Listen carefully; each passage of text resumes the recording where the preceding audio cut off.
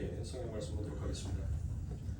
오늘 말씀은 요한복음 4장 43절부터 54절까지의 말씀 중 48절에 기록되어 있는 한 절의 말씀만 함께 보고자 합니다. 요한복음 4장 48절 한 절의 말씀 다 찾으신 줄 알고 한 목소리로 함께 봉독하여 올리도록 하겠습니다. 예수께서 이르시되 너희는 표적과 기사를 보지 못하면 도무지 믿지 아니하리라. 아멘. 자, 오직 말씀으로라는 이 제목을 가지고 오늘 이제 이 본문의 말씀들을 마무리 지을까 합니다. 우리가 지난 시간에 이 성경 속에 기록되어 있는 표적은 두 가지의 의미를 가지고 있다라고 제가 여러분들에게 말씀을 드렸죠. 그래서 첫 번째 표적은 무엇을 말씀하는 것입니까? 인간들이 자기의 욕망과 욕심을 따라서 늘 보고 싶어하고 경험하고 싶어하는 그와 같은 기적과 이적이라는 부정적인 의미에서 표적이다라는 그와 같은 말을 사용하기도 하고, 또 하나는 예수 그리스도의 십자가와 부활을 상징하는 그와 같은 의미에서 이와 같은 긍정적인 의미로 표적이라는 그와 같은 단어를 사용하기도 하더라는 것입니다. 그러나 오늘 본문 속에서 기록되어 있는 바로 수많은 사람들이 예수 그리스도를 따른다라고 하지만 그들이 원하는 표적은 진정한 예수 그리스도의 십자가와 그와 같은 부활의 표적이 아니라 자기들의 삶 가운데 찾아오는 욕망을 보고 싶어하고 자기들의 인생 가운데 경험을 하고 싶어했던 기적과 이적이 내 삶 가운데 나타나기를 원하였던 그와 같은 표적들이었던 것입니다.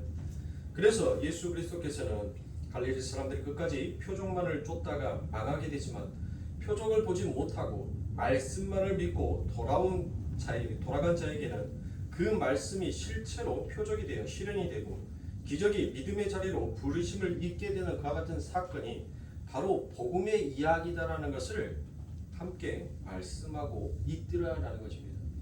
그래서 그 대표적인 말씀으로서 오늘 51절과 52절의 말씀에 보니 어떤 말씀이 나옵니까? 자, 분명히 이 왕의 신하의 아들이 분명히 여러분들 열병으로 죽어가고 있었어요. 그래서 이 왕의 신하가 급히 예수님에게 갑니다. 그리고 예수님 앞에 갔었을 때 그가 무엇을 바랬습니까?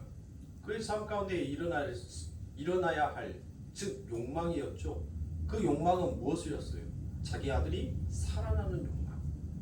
그래서 그와 같은 살아나야 한다라는 자기 것을 지키고 싶어하는 그와 같은 욕망이 그 예수에게 갔습니다. 그리고 난 다음에 그 예수께서 무엇을 바래주기를 원했어요? 자기 집에 와서 그와 같은 기적과 이적을 일으켜주기를 바라였을 것입니다. 그런데 그가 예수를 찾는 그와 같은 길에 그에게 하나님께서 무엇을 선물로 줍니까? 바로 믿음을 선물로 주더라는 것입니다. 그 삶 가운데 어렵고 곤란한 그 삶, 예수가 누구인지 몰랐던 그 삶, 당연히 예수가 누구인지를 몰랐고 그냥 소문으로만 들어왔던 그 예수였기 때문에 자신의 삶 가운데서도 그와 같은 기적과 표적이 나타나기를 바라는 그 마음으로 예수를 찾았을 거예요.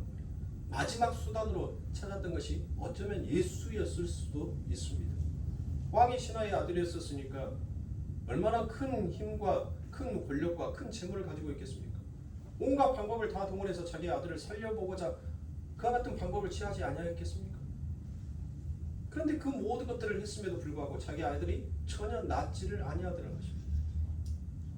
아마 그와 같은 삶의 마지막 끈을 그는 누구에게 걸었습니까? 예수에게 걸었어요. 그러면서도 여전히 그는 믿음이 무엇이고 구원이 무엇이며 하나님이 누구인지를 전혀 알지 못한 상태에서 자기의 삶 가운데 이와 같은 기적과 이적이 일어나기를 바라는 마음으로 갔을 겁니다.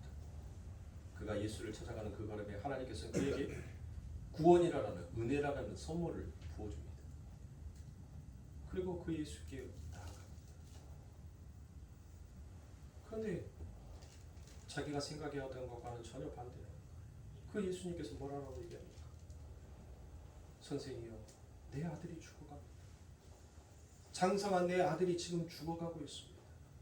그러니 내 집에 속히 오셔서 내 아들에게 안수하여 주시고 나의 삶 가운데 기적과 이적을 보여주시옵소서, 나에게 표적을 보여주시옵소서라는 그와 같은 마음으로 예수에게 찾아갔는데 그 예수를 만나고 나니까 무엇 한 거예요, 여러분?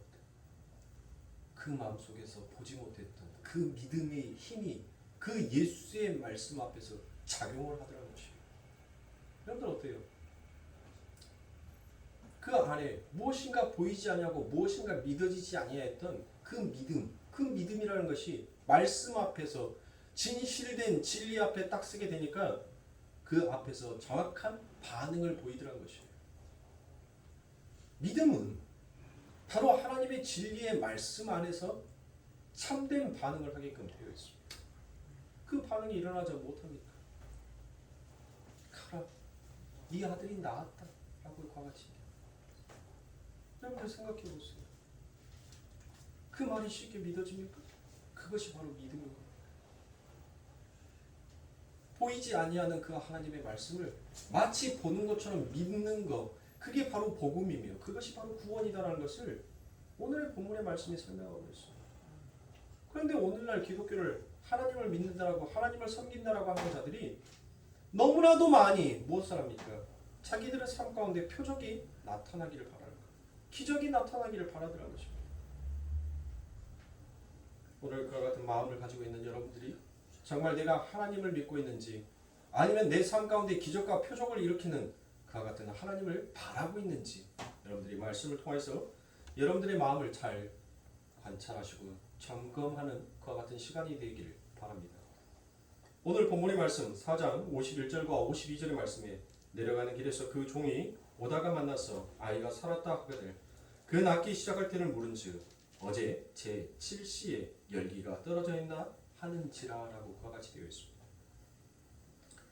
가나에서 가버나움까지의 거리는 약 25마일 정도 됩니다. 25마일이면 이것을 키로수로 계산하면 약 40km 정도 떨어지는 그와 같은 거리입니다. 당시 도로 사정을 감안하여 있었을 때 25마일은 굉장히 꽤 먼 거리였었습니다. 오늘처럼 고속도로가 뻥 뚫려 있는 이와 같은 길이 결코 아니었을 것이에요. 그것도 왕의 신하가 25마일을 가려면 적어도 8시간에서 9시간은 걸렸을 것입니다. 왜 그렇습니까? 가다가 밥도 먹어야 될 거 아닙니까? 그렇죠. 또 쉬기도 해야 됩니다. 주석가들은 25마일이 성인 도보로 4시간이면 갈 수 있는 거리라고 하는데 여러분들 그것은 600만 불 사나이나 가능한 일입니다. 마라톤 합니까? 42.195km를 지금 마라톤 하는 대회가 열렸냐고. 사람이 그렇게 뛸 수가 없어요. 갈 수가 없단 말이에요. 여러분들 한번 생각해 보세요. 52절이 해결이 됩니다. 많은 학자들이 그 왕의 신하가 믿지 않고 포기하여 갔을 것이다라고 그와 같이 해석을 하는데 52절에 그가 길에서 자기 하인을 만날 시간이 다음날로 표기되어 있기 때문에 그래서 어제 7시에 아들이 나왔다라고 얘기하지 않습니까? 그렇죠? 그래서 주석가들은 왕의 신하가 주님의 말씀을 믿지 않았기에 포기하고 중간에 놀다가 갔을 것이다 라고 그와 같이 얘기합니다. 그러니까 하루를 바삐 안 가고 그냥 못 믿었으니까 그냥 급히 안 가고 천천히 더듬거림으로 거의 자포자기한 걸음으로 그와 같이 갔기 때문에 그래서 어제라는 그와 같은 단어가 쓰였을 것이다 라고 그와 같이 얘기를 합니다. 그런데 여러분들 한번 생각해 보세요. 이 아들은 어떤 아들이라겠어요? 다 자란 그것도 하나밖에 없는 외아들이다 라고 그와 같이 얘기했습니다. 하나밖에 없는 외아들. 여러분들 한번 생각해 보세요.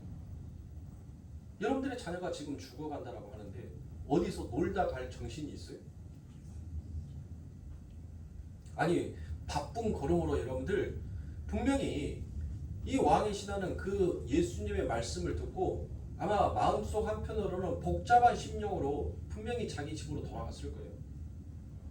정말 하나님의 말씀이 정말 내 뜻, 내 삶 가운데 기적처럼 일어날까와 그래 그도 어쩔 수 없는 사람이었는가 보다라는 거의 자포자기의 심정으로 그렇게 갔을 거예요.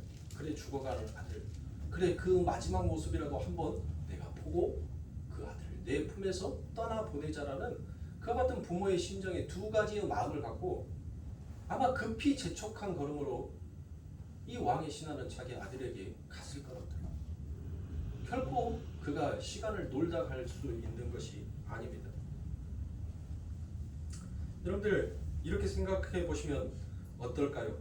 주님께서 신하의 청을 듣고 그의 아들을 살려주셨다라고 그와 같이 얘기하죠. 그런데 그 시간이 바로 제7시에라고 되어 있습니다. 그 신하의 종들이 자기 주인의 아들이 낳자 자기 주인에게 그 기쁨의 소식을 알리기 위하여서 그 신하들도 못했다는 거예요. 그 집 주인이 자기 아들이 얼마나 사랑스러운 아들인지를 거기에 있는 종들은 알았을 거란 말이에요. 그래서 자기 주인의 아들이 살아났다는 그와 같은 기쁜 소식을 그 주인에게 알리는 것이 바로 자기들에게도 기쁨이다라는 것을 알았기에 이 종은 한달음에 그 주인의 아들이 낳았다는 그 소식을 가지고 한달음에 자기 주인에게 달려갔을 거란 말이에요. 근데 그 중간 정도에 거기에서 만나게 됩니다. 왕의 신하가 주님을 만난 시간은 제7시, 즉 오후 1시를 말합니다. 그러니까 그때부터 가버나움 집을 향하여서 가던 왕의 신하가 종들을 만난 시간은 지금 무엇이라는 거예요? 저녁 무렵이 되었을 것이다 라는 것을 우리가 예측할 수가 있죠. 그런데 히브리 사람들에게 있어서 이 유대인들에게 있어서 날짜의 개념은 어떻다라고 했습니까? 우리는 그 다음 날 24시가 지나 12시가 밤 12시가 지나야지만이 새 날이다라고 생각을 하잖아요. 그런데 이 유대인들은 그렇게 하지 않았어요. 해가 떨어지면 여러분들 저녁 무렵이 되면 바로 그 다음 날로 여겼단 말이에요. 그 다음 날로. 자, 그러니까 저녁 무렵에 만나서 야 너희들 어떻게 왔냐라고 나 지금 집에 가고 있는데 너희들 지금 여기까지 어떻게 왔냐라고 분명히 그 주인이 그 종들에게 물었을 거란 말이에요. 근데 그 주인의 말이 끝나기도 바쁘게 무엇을 답하였습니까? 주인님, 아들이 나왔어요. 아들이 나왔습니다. 아들이 깨끗하게 살아났어요. 라고 그와 같이 분명히 얘기를 했을 거란 말이에요. 그때 이 주인이 그 종에게 내 아들이 낳은 시간이 과히 몇 시 정도 되겠느냐라는 것을 물었을 거 아닙니까? 그때가 낮 1시였던 것입니다. 그러지 않고 어제 7시, 오후 1시에 나왔을 때라고 이야기를 하는 것입니다. 이렇게 보면 이 왕의 신하는 하나님의 말씀을 믿고 표적을 안 보여줬는데도 말씀을 믿고 갔던 것입니다. 그 나머지들은 표적만을 바라보고 쫓아왔던 자들인데 이는 표적을 안 보고 말씀을 믿고 부랴부랴 간 것입니다. 그래서 51절에 내려가다라는 동사가 바로 현재 분사형입니다. 그러니까 현재 분사라는 것은 계속해서 내려가고 있었다는 것을 말하고 있는 것입니다. 중간에서 놀고 있었다는 것이 결코 아닙니다. 내려갔다가 만났다라고 그와 같이 얘기를 하는 거예요. 그러니까 현재 분사가 맞는 것입니다. 그러니까 계속해서 부지런히 내려가고 있는 도중에 가버나움에서 그들의 종들이 와서 그 주인과 함께 만나더라는 것입니다. 그렇게 하면 모든 게 여러분들 쉽게 잘 풀리지 않습니까? 자, 이렇게 오늘 본문의 말씀을 통하여서 표적만을 쫓는 자들에게 대한 경고의 말씀과 함께 그 말씀의 중요성이 무엇인지를 지금 이 본문에서 우리들에게 독자들에게 전달하고 있는 것입니다. 그렇게 표적을 보지 않고도 말씀을 믿고 그 말씀이 곧 현실이라는 것을 굳게 붙들고 간 신하는 정말 그 말씀을 현실로 보게 되었더라는 것입니다. 보지 못하고 말씀만 듣고 믿고 갔더니 그게 바로 그 삶 가운데 현실로 드러나게 되더라는 것이에요. 그러니까 사랑하는 성도입니다. 우리가 하나님의 말씀을 듣고 하나님의 말씀을 믿는다라고 한다면 여러분들 우리들은 무엇하는 거예요? 그 내 안에 있는 그 믿음이 하나님의 말씀을 만날 때 진짜 하나님의 진리의 말씀이 내 삶 가운데 만나질 때 여러분들 거기에서 정확한 반응이 나오게끔 되어 있어요. 그 정확한 반응이 뭐예요? 그 정확한 반응이 바로 찬송으로 하나님 앞에 모든 것들을 감사로 은혜로 영광을 돌리게끔 되어 있더라는 것이에요. 그러니까 현실이라는 것은 하나님의 말씀이 현실이지 우리가 겪고 있는 이 상황이나 사건이 결코 현실이 될 수 없더라는 것입니다. 사실은 왕의 신하는 가면서 굉장히 두려웠을 거예요. 정말 나았을까? 많이 나왔을까? 그와 같은 현실 앞에서 하나님의 말씀을 붙들고 갔습니다. 그런데 그 말씀이 그의 삶 가운데 현실로 드러나더라는 것이에요. 말씀 듣게 하세요. 말씀. 교회에 오셨으면 말씀을 듣게 하세요. 쓰는 것이 중요한 것이 아니라 교회에 오셔가지고 쓰는 것이 중요한 것이 아니라 주무시더라도 말씀을 자꾸 들으려고 하셔야지. 그 쓰는 것이 중요한 게 아니에요. 그 쓰는 것은 집에 서서도 열심히 쓰시면 되는 거고 교회에 오셨으면 하나님의 말씀을 받아서 들으세요. 자, 우리의 삶 속에서 우리의 믿음대로, 우리의 신앙대로 혹은 우리의 기도가 더디 응답될 수 있습니다. 때로는 어쩔 때는 여러분들 그 믿음이 우리가 드리는 믿음이라고 하는 그 기도가 전혀 내 삶 가운데 하나님의 뜻으로 이루어지지 아니할 때도 있어요. 네? 여러분들 한번 보세요. 여러분들이 수없이 하나님 앞에 똑같이 부르짖고 기도하는 그 기도의 내용들이 있을 거란 말이에요. 그런데 어떤 기도는 하나님 앞에 쉽게 응답이 되어서 내 삶 가운데 현실처럼 보여지는 것처럼 드러나고 나타날 때가 있습니다. 그런데 때로는 어쩔 때는 전혀 그 말씀이 내 삶 가운데 현실로 드러나지를 않을 때가 있더란 것이에요. 자, 그러면 한번 보시죠. 우리가 하나님 앞에 기도드리는 그 수없이 많은 기도들 속에서 여러분들 늘 항상 반복적으로 드려지는 기도가 있어요. 반복적으로. 늘 계속하는 기도가 있단 말이에요. 그러면 여러분들 왜 그 기도를 계속 하십니까? 아니 어떤 기도는 하나님께서 계속 응답을 해주셔요. 그래, 내 자녀야. 네가 이렇게 하면 내가 이렇게 너의 삶 가운데 일하여 주겠다.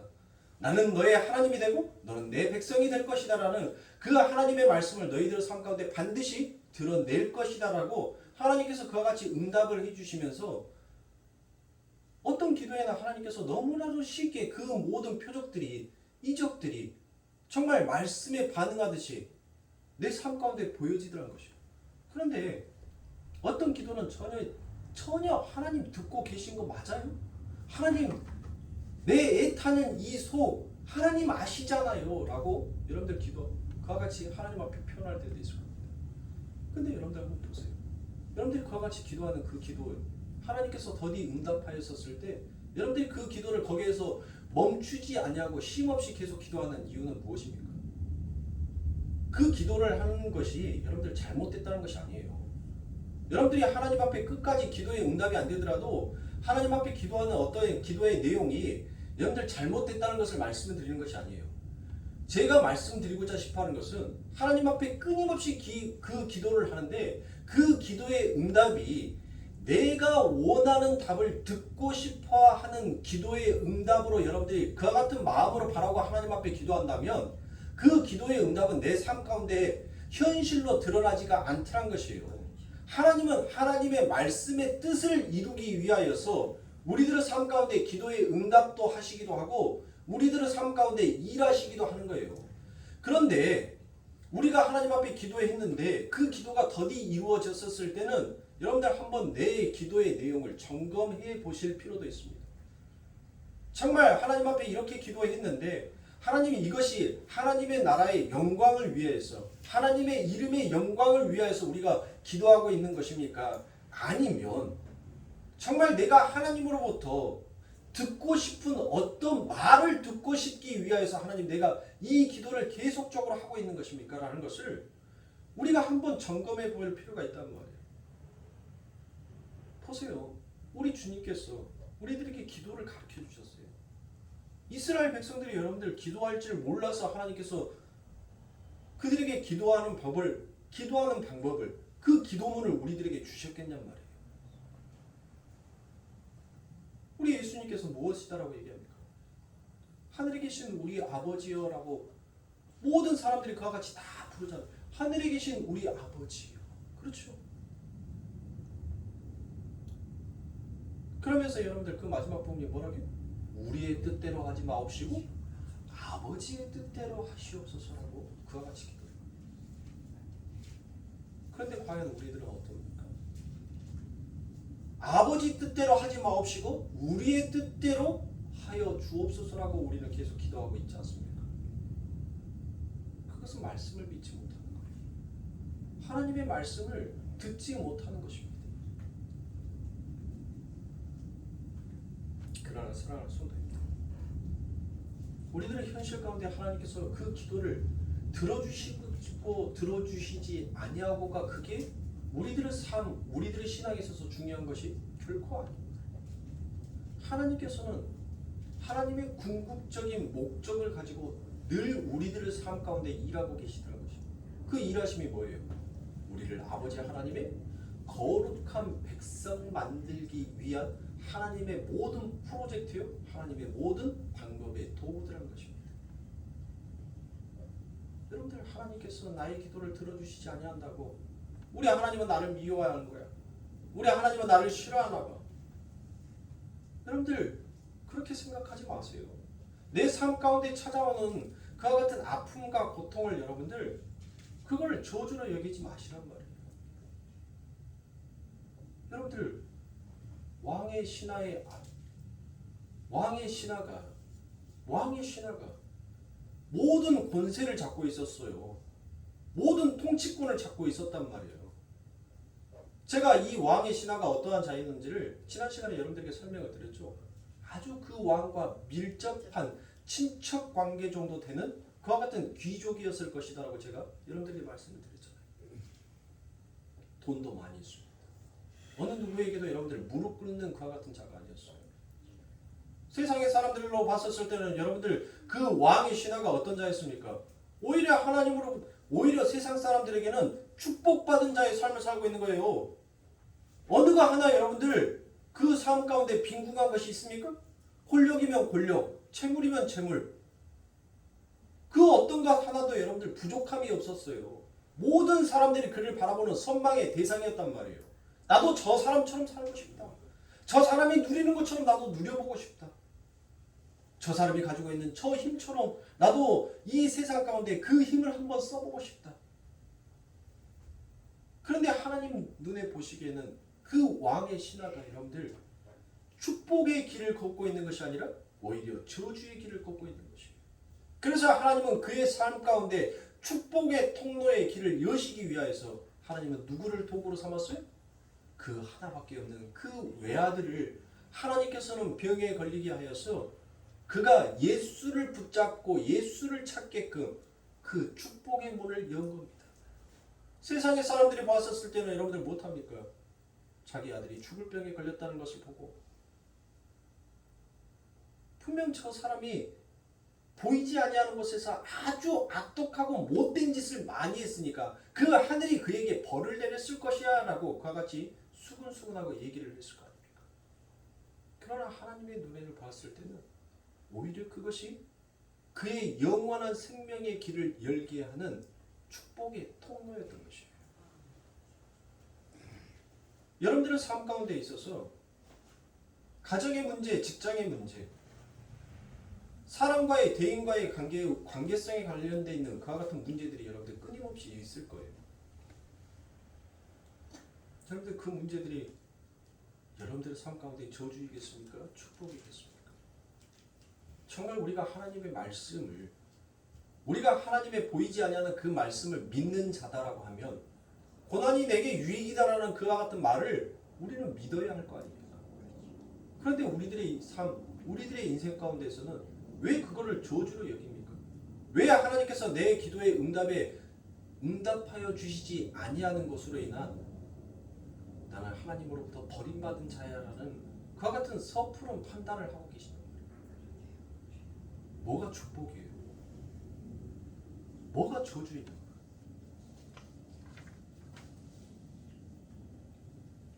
사랑하는 성도님들, 우리는 결코 이와 같은 우리의 얄팍한 지식으로 그 하나님의 마음을, 그 하나님의 생각을 읽어낼 수가 없습니다.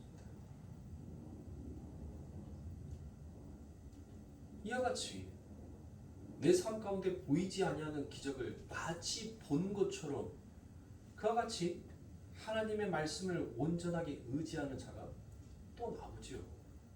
왕의 신하뿐만이 아니라 지금 이 사복음서에서는 빠져있지만 이 요한복음에서는 빠져있지만 또 누가 나옵니까? 바로 여러분도 잘 알고 계시는 마태복음에 가면 그 그 백부장의 믿음이 나오지 않습니다. 예수님께서 칭찬한 믿음. 내가 이스라엘에서 이만한 믿음을 가진 자를 보지 못하였다라고 그와 같이 말씀합니다. 그 말씀이 무엇이었습니까? 예수님, 선생님이요, 내 집에 내 하인이, 내 종이 지금 굉장히 아파 있습니다. 그러니까 이때는 여러분들 뭘 하게요? 아니, 요한복음에서 왕의 신하의 아들은 아니 직접 가주는 것이 아니었어요.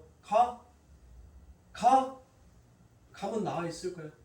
가 하고 보냈단 말이에요. 함께 안 갔어요. 함께 안 가셨단 말이에요. 근데 이 백부장에는 어떻게 합니까? 예수님께서 그래 앞장서 가자라고 한다니까요. 가자라고 그래요. 그때 이 백부장이 뭐라고 얘기합니까? 선생님이 내 집에 오는 것을 내가 감당할 수가 없습니다.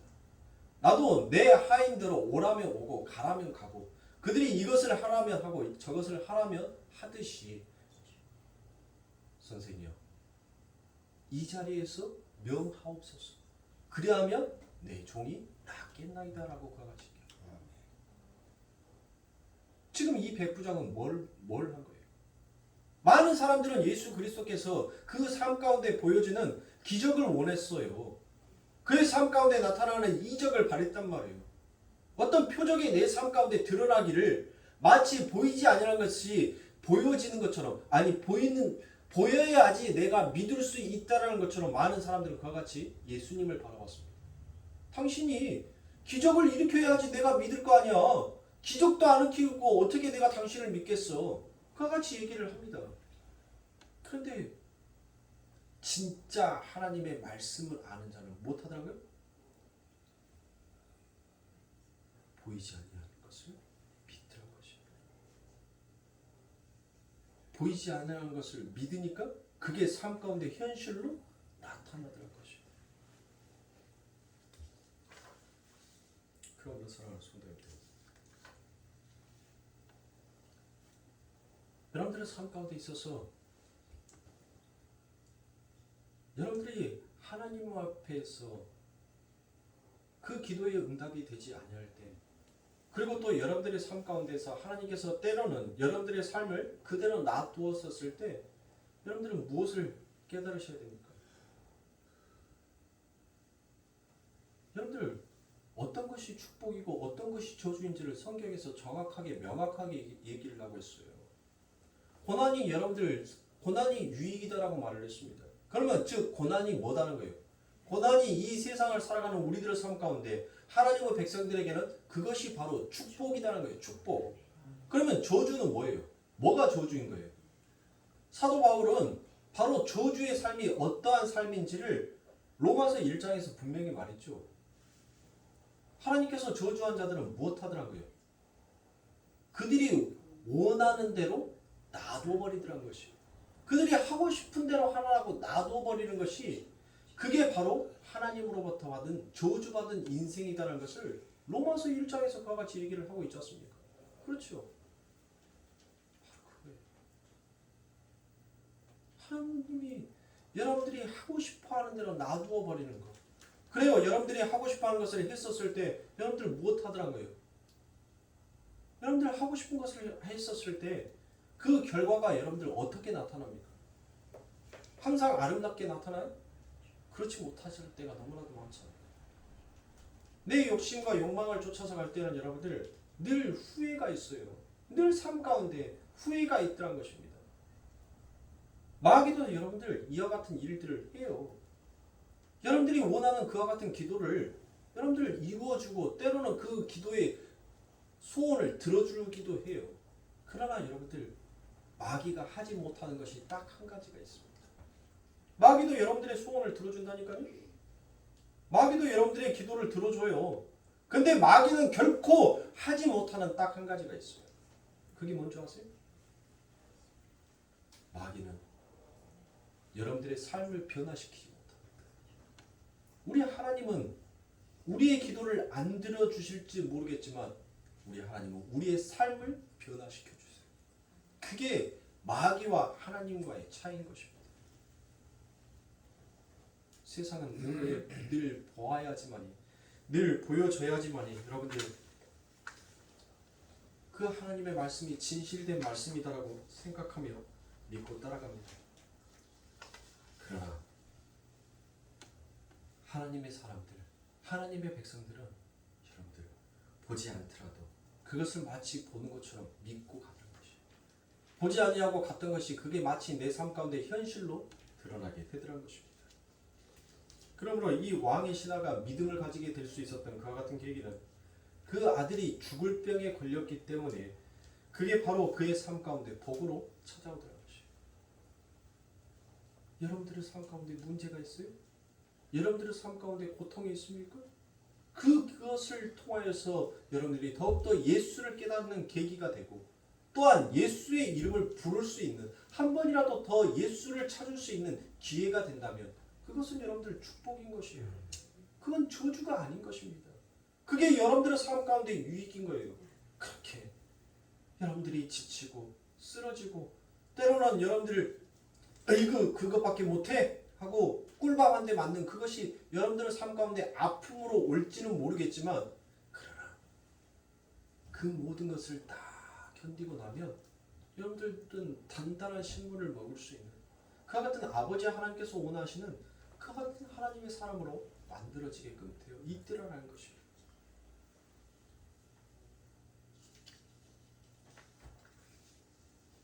그러므로 사랑하는 성도님들, 그리스도인들은 그 고통을 감지하면서 아버지 하나님을 찾아가는 그 복을 누릴 수 있는 삶을 살아야 하는 것입니다.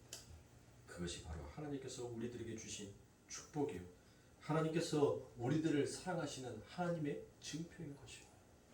여러분들이 하나님으로부터 징계의 채찍을 맞지 아니하면 성경은 무엇이더라고 얘기합니까? 하나님께서 너희들을 때리지 아니하시면 너희는 무엇한 자다라고요? 그래요. 너희들은 사생아라는 거예요. 너희들은 죽은 자다라는 거예요. 그러나 하나님께서 너희들을 사랑하시기에 너희들이 살아있다라는 그와 같은 증거로 너희들의 삶 가운데 무엇을 하는 거예요? 징계를 하신 거예요. 그러면 그 징계가 각 사람의 마음속에서 여러분들 다 다르게 나타나요. 어떻게 한결같이 똑같이 나타납니까? 내 손가락에 갖고 있는, 여러분들 제 손가락, 이 10손가락의 길이도 다 똑같을 것 같죠? 그러나 길이를 정확하게 재면 왼손이랑 오른손이랑 여러분들 틀려요.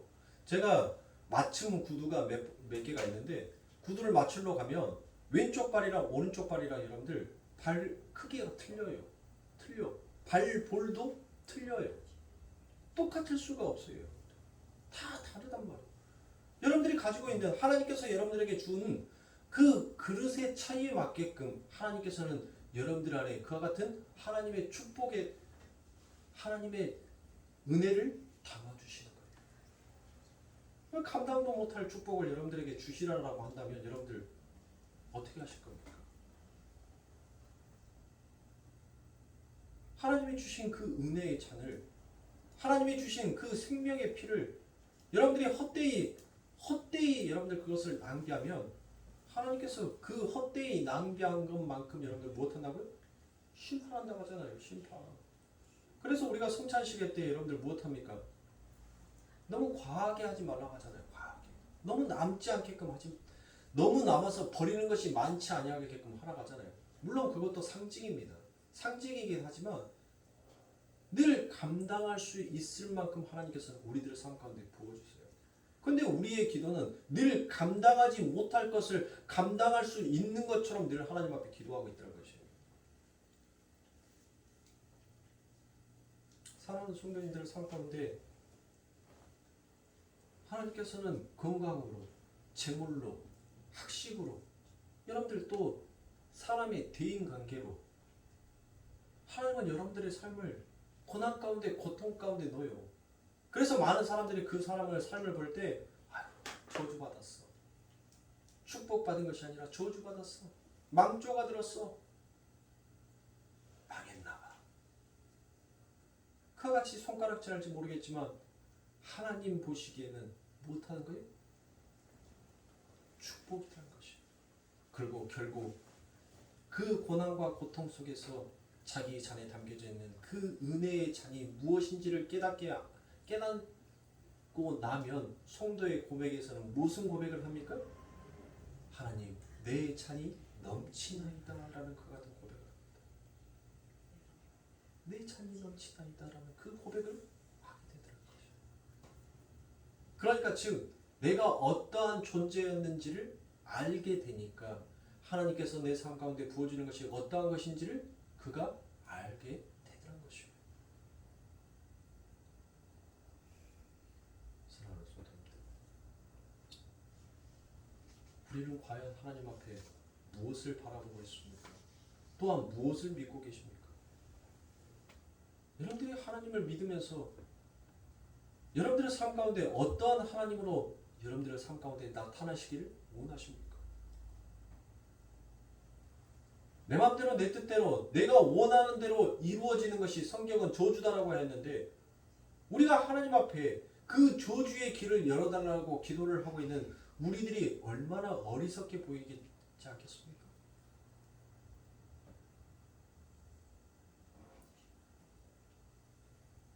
저와 여러분들이 과연 여러분들 우리가 그와 같은 기도를 할 수가 있나? 하나님 나의 기도를 들어주시지 아니하매 하나님 감사합니다라고 과연 우리가 그와 같은 고백을 할 수 있습니까? 구약의 선지자들은 여러분들 그 고백을 했단 말이에요. 하나님 내 기도 절대로 들어주지 마세요. 내가 하나님 앞에 혹시라도 어떤 것을 부르짖더라도 하나님 내 기도에 응답하지 마옵소서라고 그와 같이 선지자들은 고백을 했어요. 그들의 믿음과 우리들의 믿음이 다릅니까? 동일한 하나님, 동일한 믿음이에요. 동일한 구원이란 말이에요. 우리들의 삶 가운데서 똑같이 그런 고백을 할 수 있어요. 과히 사랑하는 성도님들, 하나님 내 기도를 오늘 들어주시지 아니하고 아버지의 하나님의 뜻과 계획으로 하나님 내 삶을 이끌어 주심에 감사합니다라고 과히 그와 같이 고백할 수 있는 그런 믿음을 우리가 가지고 있냔 말이에요. 너무나도 부끄럽지 않습니까? 그것은 우리 성도님들 뿐만이 아닙니다. 저 역시도 마찬가지예요. 제 마음속에서도 늘 바라고 늘 원하고 늘 하나님 앞에 기대하는 바가 있었습니다. 그런데 늘 그 기도는 들어지지 않아요. 늘 그 기도는 여러분들 묵살이 되더라고요. 내가 그 기도에 더욱더 간절하면 간절할수록 오히려 그 꿈은 내 삶 가운데서 점점 더 멀어져 가는 것처럼 보였어요. 그럴 때 하나님 앞에 절하고 하나님 내가 그렇게 미우세요? 이 종의 심령이 하루라도 편할 날이 있으면 하나님 안 됩니까? 그렇게 절하고 하나님 앞에 고백하지 않았겠어요? 했단 말이에요. 근데 하나님은 그 하나님의 뜻을 전혀 굽히시지 아니하시는 것입니다. 왜요?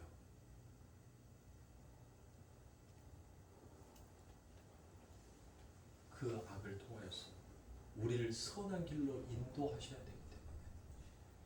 그래서 그 하나님은 여동치 아니하시고 변개치 아니하시고 늘 아버지 하나님의 뜻, 그 하나님의 계획 속에서 그 하나님의 진리의 말씀 속에서 우리들의 삶을 이끌어가는 것입니다. 그러므로 사랑하는 성도님들,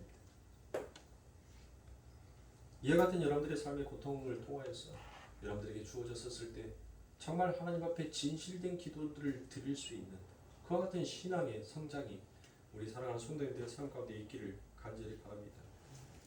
여러분들이 만약에 정말 그 고통을 고통으로 감지하지 못한다면 여러분들은 어쩌면 한센병과 한센병, 영적 한센병에 걸린 것과 똑같을 것입니다. 여러분들 한센병 환자들은 어떻습니까? 하나님께서 주신 그 고통을 내 삶 가운데 유익으로 받아들이지 못한다는 것은 영적으로 병들어 있다는 뜻이에요. 한센병 환자들 보세요. 여러분들. 저는 한 번도 성도를 가본 적은 없습니다. 아직 저에게는 그만큼 그 정도의 믿음은 없는가 봐요. 나한자촌에 가서 그들을 위해서 예배를 드리고 그들에게 기도하고 그들을 안아줄 수 있는 그런 사역은 제한테는 하나님 제발 오지 않게 해주세요 라고 기도한 적도 있어요. 제가 예전에 그 사회복지 자격증을 따기 위해서는 가야 돼요. 실습을 해야 돼요. 그 실습하는 그 시간이 있어요. 그래서 우리 전도사님이 이제 장성인가 담양인가 어딘가 아무튼 거기 노인 요양병원이 하나가 있습니다. 그래서 거기를 갔어요. 거기를 갔는데 문을 병원 1층 로비에서는 전혀 상관이 없었어요. 그리고 난 다음에 제가 하루 정도 이제 봉사를 해야 할 그 병동으로 딱 올라갔습니다. 엘리베이터에서 내리는 순간 그때는 비염이 없었으니까 뭔가 처음 맡아본 냄새였어요. 뭔가 처음 인생에 있어서 아 이런 냄새도 있구나라는 것을 처음 느꼈어요. 처음 그때. 그리고 그곳에 갔습니다. 그리고 한 노인을 이분을 케어하면 된다고 저한테 말했다. 근데 그 옆에 도저히 갈 수가 없어요. 도저히 그 환자 옆에 갈 수가 없어요. 그 환자의 옷을 벗긴다는 것은 정말 상상을 초월할 정도로 너무나도 끔찍했어요. 온갖 몸에서 나는 그와 같은 악취가 얼마나 심하든지. 그래서 제가 그 사람이 침대볼을 제가 너무 꺼려하는 모습을 보이니까 옆에 있는 그 조무사분이 그러면 내가 침대볼을 벗겨줄 테니까 이것을 저기에 갖다 버리라고 그렇게 얘기를 하더라고요. 그래서 그 침대볼을 제가 이제 수거를 해가지고 갖고 갑니다. 갖고 가면서 제가 기도했어요. 하나님, 내 코가 썩으려고 합니다. 그러니 하나님은 어떻게 합니까? 앞으로 나에게는 3시간 50분이라는 이 엄청난 시간을 하나님 내가 어떻게 이곳에서 보냅니까? 하나님 끔찍합니다. 그러니 내 코에 이 냄새가 향기로운 냄새로 나게끔 아니면 이 냄새를 전혀 맡지 못하게끔 하나님 해주세요.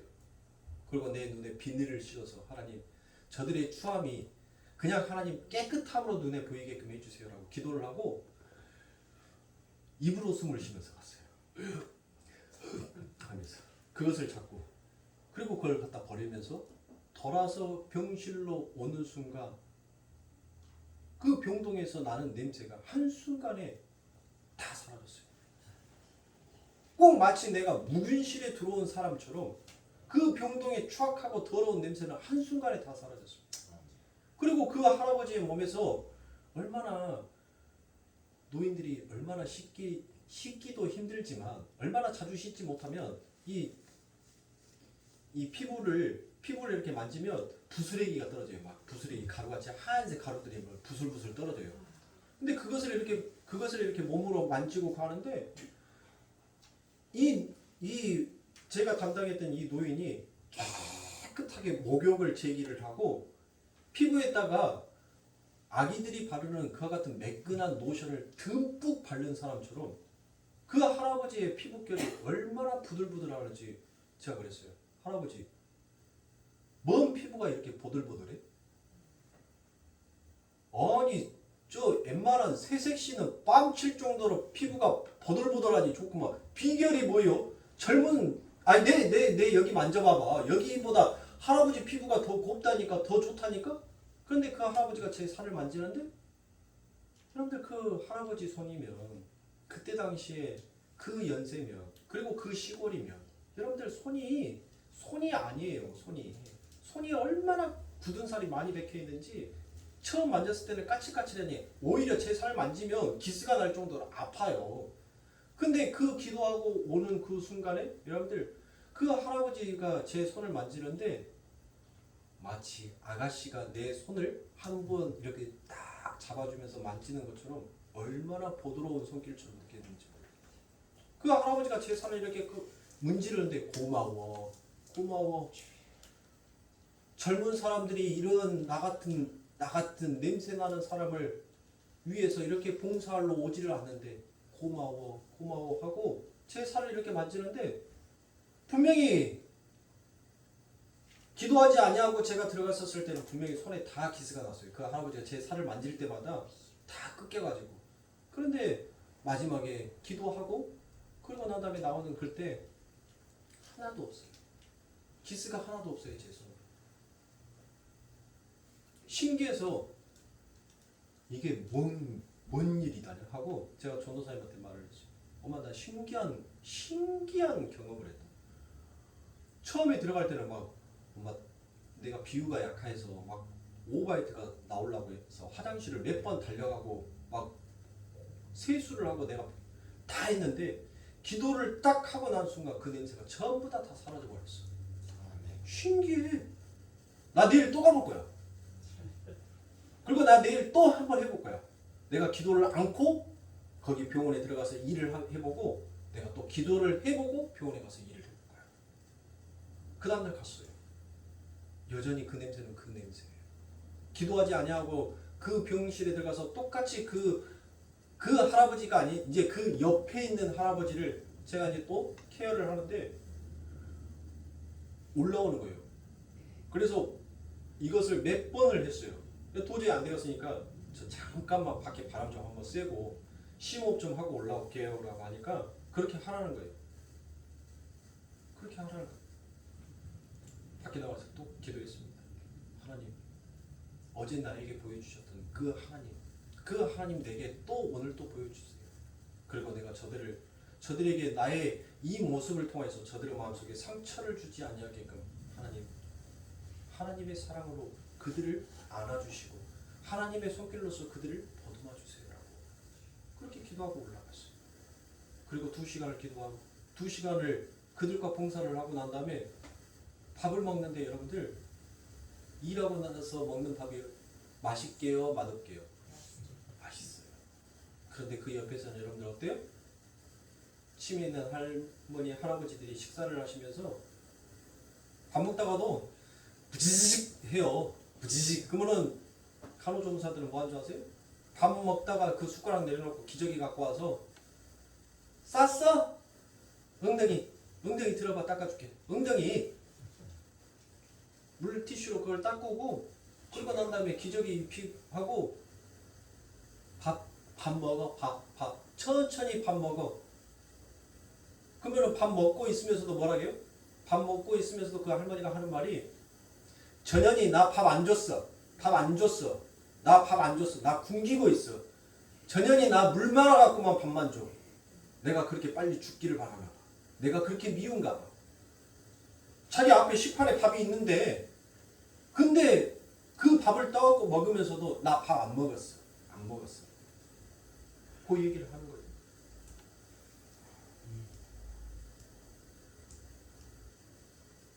고통을 느끼지 못하면 여러분들 그거는 죽은 자인 거예요. 이 한센병에 걸려있는 사람들 속에서 가장 먼저 한센병에 걸린 사람들이 여러분들 앞을 못 보는 경우가 굉장히 많아요. 왜 그런 줄 아세요? 이 눈꺼풀이 여러분들 내려왔다 닫았다를 이렇게 해주면서 이 눈 각막을 보호해야 하는데 눈꺼풀이 내려왔는지 올라가 있는지를 그들은 전혀 감각을 느끼지 못해요. 그러니까 눈에 자꾸 바람이 닿으니까 눈이 시려워서 각막이 빨리 손실됨으로 인해서 시력이 급격하게 떨어지기 시작합니다. 손에 어떠한 감각이 없으니까 이게 뜨거운지 차가운지를 모르니까 여러분들 화상 입기가 일수예요. 왜요? 아무 감각이 없으니까. 팔팔 끓는 물에다가 자기가 모르고 손을 집어넣는데 그걸 전혀 뜨겁다라고 인지를 못하니까 여러분들 그 피부가 괴사되어 가지고 살점이 떨어져 나가고 손가락이 떨어져 나가는데도 전혀 그것을 고통으로 여기지를 못하더라고요.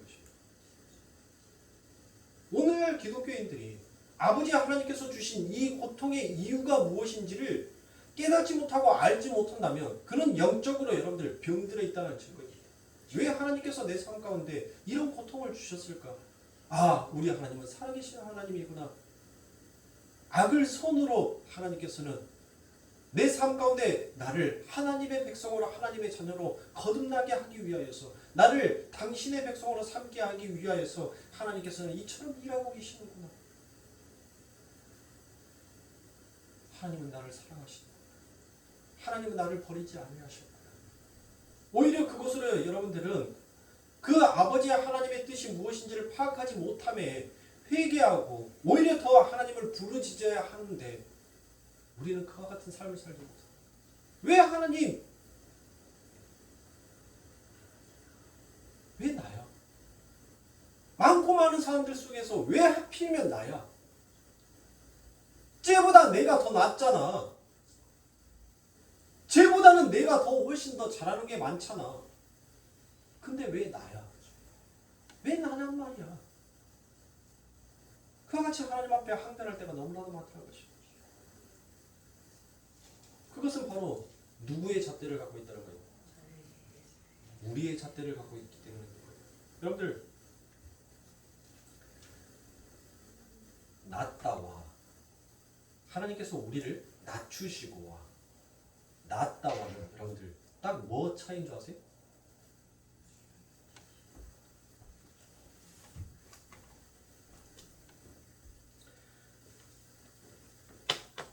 모르셔서 제가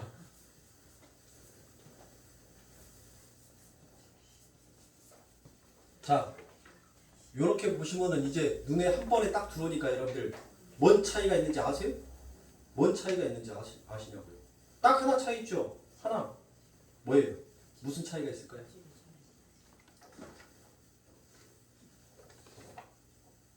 위에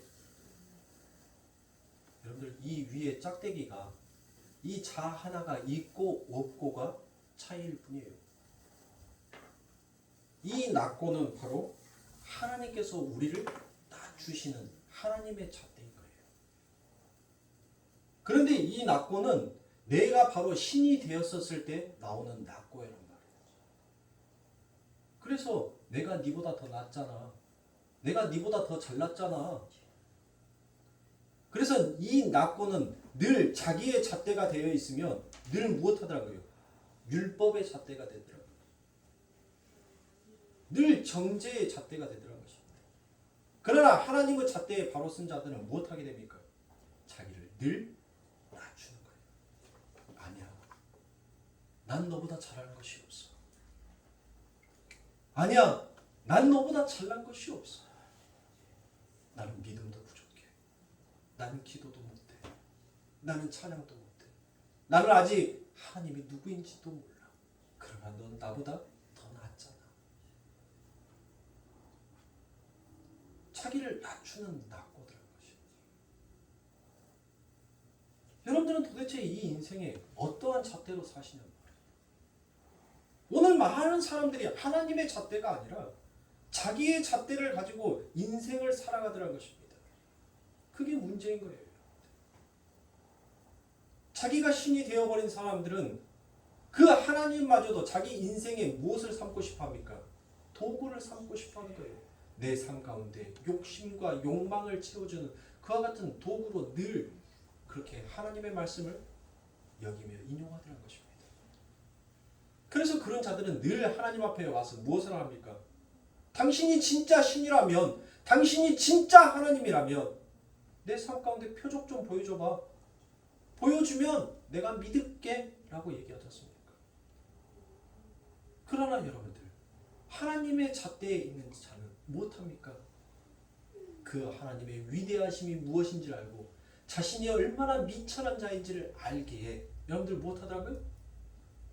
그 하나님의 말씀 앞에서 자신을 낮추고 내게 능력 주신 그 아버지 하나님의 말씀이 어찌 내가 감당할 수 있으리요라는 그와 같은 마음으로 여러분들 무엇합니까? 걸어가게끔 되더라고요. 누구 앞으로? 하나님 앞으로. 여러분들의 삶 가운데 기적을 바라고 표적을 바란다면 여러분들은 지금 하나님을 섬기는 것이 아니라 여러분을 섬기고 있는 자예요. 나를 섬기는 자를 성경에서는 무엇이다라고 얘기합니까? 그게 바로 우상의 신앙인 것입니다. 우상의 신앙. 우상은 결국 무엇이다라고 얘기합니까? 탐심이 우상이다라고 얘기하지 않습니까? 육신의 종교, 안목의 종교, 이생의 자랑으로 살고는 거. 그게 바로 우상의 종교예요. 그는 하나님을 섬기는 자가 아닙니다. 자신을 섬기는 자예요.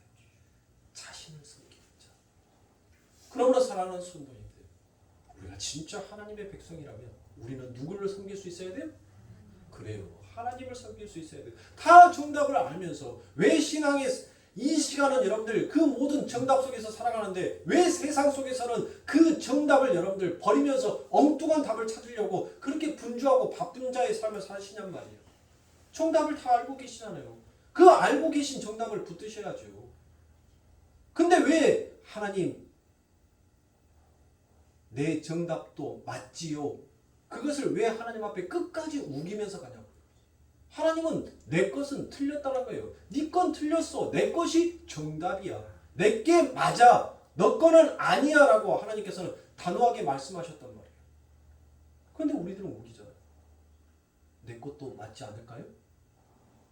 아니 하나님 50% 맞으면 그래도 절반은 맞은 거잖아요. 여러분들 틀린 것은 틀린 거예요. 제가 머리카락을 짧게 자르니까 제보다 이제 오랜만에 만난 목사님이 저한테 그러더라고요. 머리 스타일이 바뀌었네? 그래서 제가 그랬어요.